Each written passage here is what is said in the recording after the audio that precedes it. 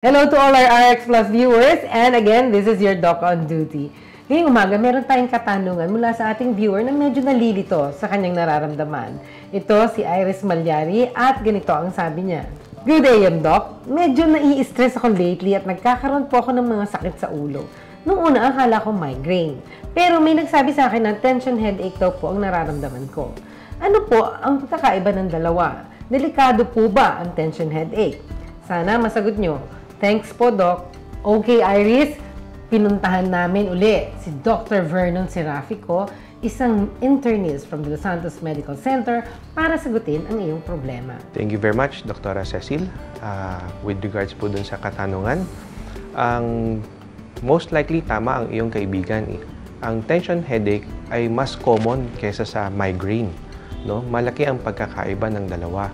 Ang tension headache, most common siya, mas madaling, mas nakikita natin sa mga tao. Usually, both sides of the head ang kasama at parang kang may headband sa ulo, band-like ang character.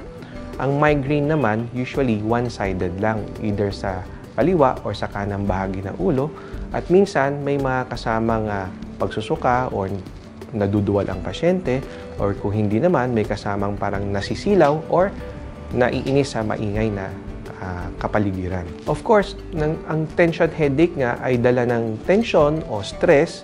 Maganda yan, pag nakakaramdam ka na ng sakit na ulo, magpahinga ka muna sandali sa iyong ginagawa. Thank you very much, Doc. At sana, Iris, naliwanagan ni Doc Vernon ang iyong kalituhan between tension headache and migraine.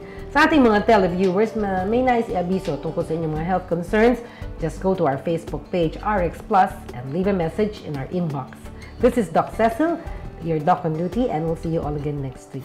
This portion was brought to you by the De Los Santos Medical Center.